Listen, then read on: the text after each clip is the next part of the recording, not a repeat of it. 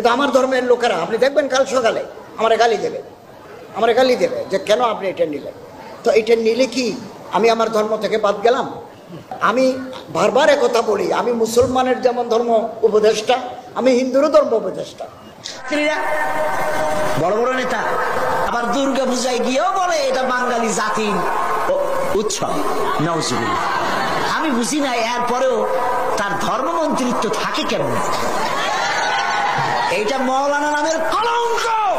তাহলে আমরা এটাই প্রমাণ করব শুধু টুপিওয়ালারা মন্দিরে যায় না, আল্লাহর ঘরে আসে, এটাই হলো তার থাকার কথা। এটা গোটা জাতির জন্য লজ্জা। আমি এখানে বসে শুনতেছিলাম, আমাদের শেখ মোস্তাফিজুর রহমান ভাই বলতেছিলেন বিষয়গুলো।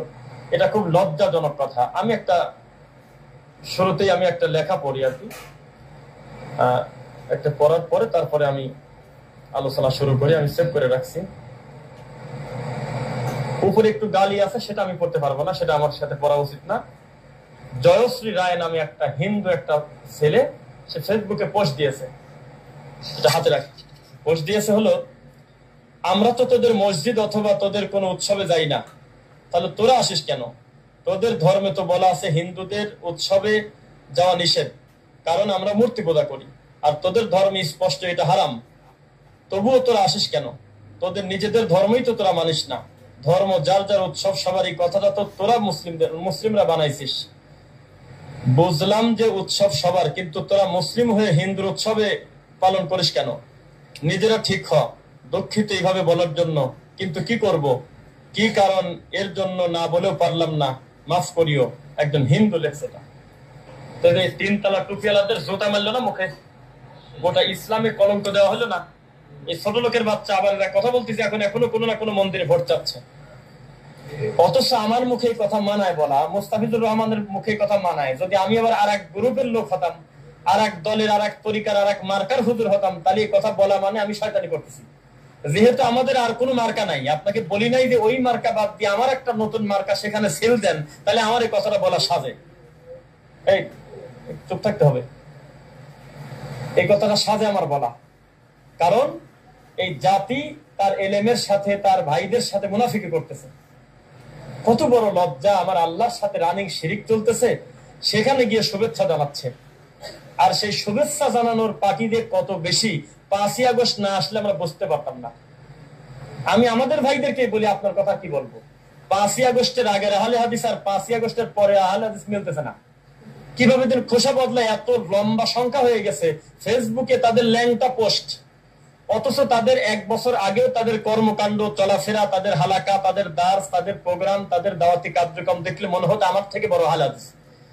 কি জানি একটা মধু পাওয়া গেল 5ই আগস্টের পরে, এখন ল্যাংটা পোস্ট দেয়, ঠাকুর পূজা করে, এখন এই মন্দিরের গ্রুপের পক্ষের লোক হয়ে গেল। কিভাবে হলো আল্লাহ জানে, কোন স্বার্থে, কোন আশায়। সাবধান, সামান্য একটু ভোটের লোভ ছাড়া কি কল্যাণ আছে? আমার আল্লাহর সাথে শিরিক চলতেছে। আমার কোনো প্রয়োজনে যদি রাস্তা দিয়ে যদি যেতেও হয়, বাজারে, আত্মীয় বাড়ি, কোনো জায়গায় যেতেও হয়, আমি ওই জায়গায় একটু দৌড় দিয়ে যাওয়া উচিত। কারণ যে কোনো সময় আল্লাহর গজব আসতে পারে, আমার জীবনের শেষ চলা ওই জায়গা হতে পারে। আমি অন্তত বাউন্ডারির বাইরে চলে একটু দৌড় দেব। আর এই অমানুষগুলো প্রি প্ল্যান করে পরিকল্পিত ভাবে গাড়ি নিয়ে যাচ্ছে, গিয়ে বলতেছে যে তোমরা চিন্তা করো না, আমি তোমাদের সাথে আছি। কেউ কেউ তো আবার পড়তেছে, শোলক পড়তেছে, ভিতরটা ছিঁড়ে যায়, এরা মুসলিম। আবার টকশোতে গেছে এক অসভ্য, গোটা ইসলামের দায়িত্ব যারা নিতে চাচ্ছে, বাকি এটা বুঝে নেন। টকশোতে বলতেছে যে আপনারা যদি ক্ষমতায় যান, তাহলে কি ইসলামী শরিয়া কায়েম করবেন? বাধ্যবাধকতা থাকবে তো? তা তো থাকবেই। তো গেলে তাহলে কি নাচ গান সিনেমা? কয় না, এগুলো বন্ধ হবে না। মহিলারা নাচবে মহিলার সামনে, আমাদের সামনে নাচতে পারবে কিনা মহিলারা, এই ব্যাপারে আমরা আলেমদের থেকে শুনে নেব। অসভ্য না? এলেমটা না? এইটা বলে আবার আলাদা করে মুফতির কাছে জিজ্ঞাসা করা লাগবে একটা মহিলা আমার সামনে নাচতে পারবে কি পারবে না। কারণ এই কথাটা সে খুলাসা করে বলবে না। আপনারা তাদের কাছ থেকে বড় কিছু আশা করেন কেন? আমরা বলি অন্যান্য যারা ঘোষণা দিয়ে নাস্তিকতা প্রচার করে, তাদের থেকে এই টুপিওয়ালা বেশি খারাপ। কারণ ওরা তো কোনোদিনও বলে নাই যে আমি তোমার ধর্ম দেব, আমি তোমার ইসলাম দেব, আমি তোমাদের কোরআন কায়েম করে দেবো। তাকে বলছে আমাকে ভোট দিলে জান্নাতে চলে যাবে, কথা বলছে। তার মানে ওদের থেকে এই ল্যাংটা বেশি হুজুর। কারণ এই লোকটা আল্লাহর নবীকে নিয়ে, সাহাবীদেরকে নিয়ে, কোরআনকে নিয়ে, ইসলামকে নিয়ে তামাশা করতেছে একটা ছেলের লোভে। এদের থেকে আপনি যদি না বাঁচেন, আপনি সঠিক দিন পাবেন কার কাছে? এবার আপনাকে বলি, বেদাতির পরিচয় আগে দিয়ে নেই, তারপর বাকিটা বলি। আজকে আমার মূল আলোচনা প্রায় 26টা ছোট ছোট বিষয় ভিত্তিক কিয়ামতের আলামত এবং বর্তমানের বাস্তবতা সিরিয়ালে বলবে, এক এক করে রিডিং আমি লিখে রাখছি আর কি। এটা বলার আগে বলি যে এই জাতি কারা। আমি মাঝে মধ্যে মজা করে বলি, এটা অহেতুক বলি না, যে গোটা জাতি ল্যাংটা ইল্লা বা'দা শাই, কিছু বাদে। প্রমাণ হলো সারা পৃথিবীর সমস্ত বেদাতি আহলুল হাদিসদের শত্রু। দেখেন, গিয়াসউদ্দিন তাহেরির সাথে আমাদের দেশের কওমি দেওবন্দীদের পার্থক্য হলো সূর্য আর হলো চাঁদ, পার্থক্য আসমান আর জমিন। তারা বিষ খায় মরে যাবে, তাও তাহেরিকে ভালো বলবে না, কারণ তাদের মানহাজও ভিন্ন, কর্মও ভিন্ন, সবই ভিন্ন।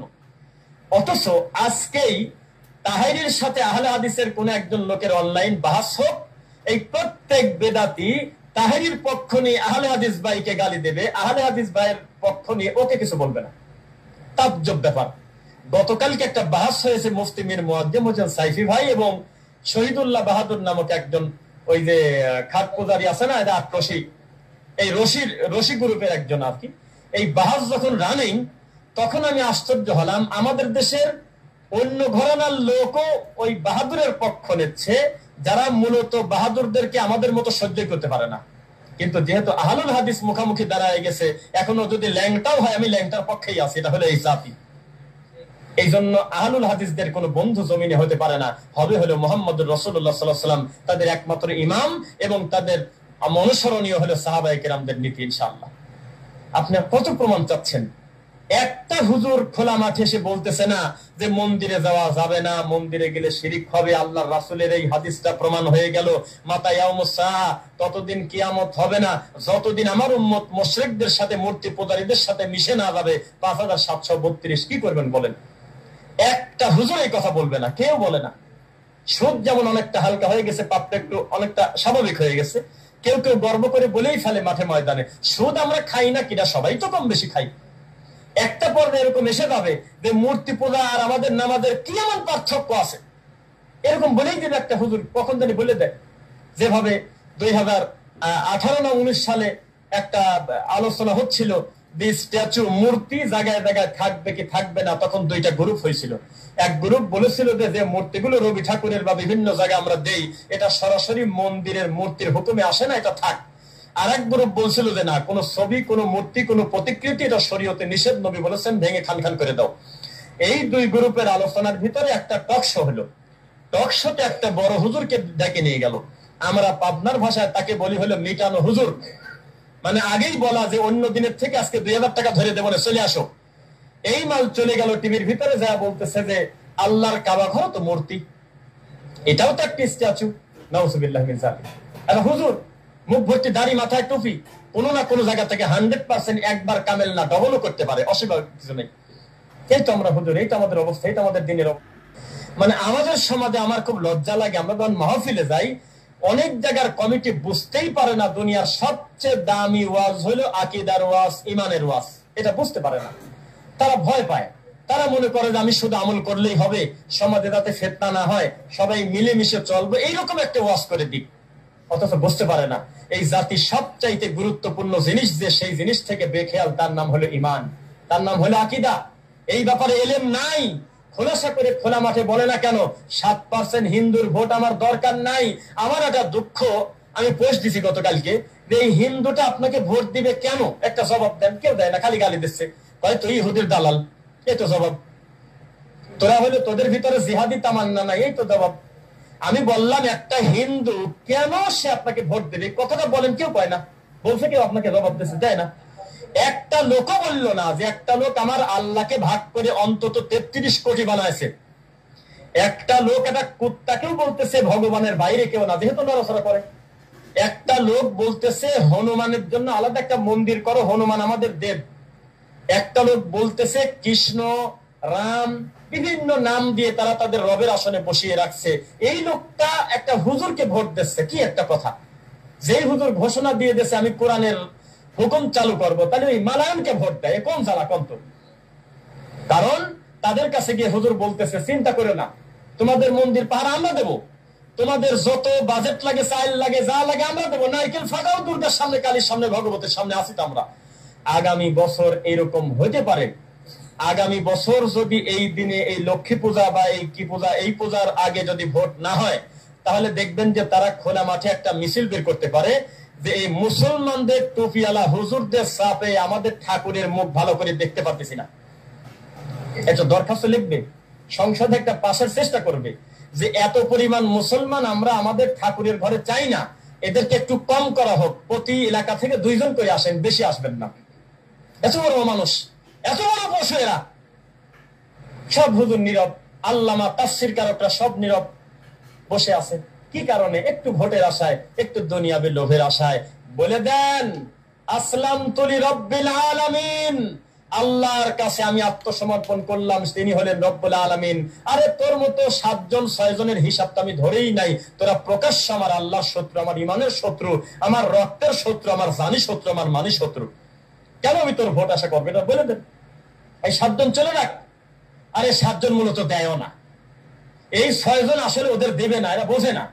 কালকে একটা নাস্তিক দাঁড়ালে তাকে দেবে, এরা বোঝে না। সামনে সামনে বলবে আমি দেবো তোমার, এরা কেউ বলে? যেই জাতি 10 টাকার চা খেয়ে, 5 টাকার চা খেয়ে গতকাল গিয়েছে একজনের সাথে, আজকে গিয়েছে আর একজনের সাথে, তো ভোটকে 2 জনকে দেবে না একজনকে দেবে? একজনকে দেবে। তো এই জাতি আপনার কথা মতো সে আপনাকে ভোট দিয়ে কোরআন কায়েম করে দেবে, কোন লজ্জার কথা? আমার উম্মত ততদিন ধ্বংস হবে না, আমার উম্মতের ততদিন কিয়ামত হবে না, যতদিন না তারা মূর্তি পূজারী মুশরিকদের সাথে মিশে না যাবে। মিশে যায় নাই? একদিকে মন্দিরে ঢুকে গেছে হুজুর, আর একদিকে জুমার খুতবায় বলতেছে আল্লাহ আমাদের ফিলিস্তিনের মাজলুম ভাই বোনদেরকে তুমি বাঁচাও গো আল্লাহ, ইসরায়েলের কুখ্যাত মানুষ থেকে বাঁচাও। অথচ মুনাজাত করতেছে, সাহাদি তো বার হয় না। 7 আসমানের উপরে যত দূরের কথা, কারণ সেই তো মুশরিকদের সাথে মিশে গেছে। এবার আমি আমার বক্তব্যের মূল বিষয়টা বলতে থাকি। অনেক চকলেট বিষয় সামনে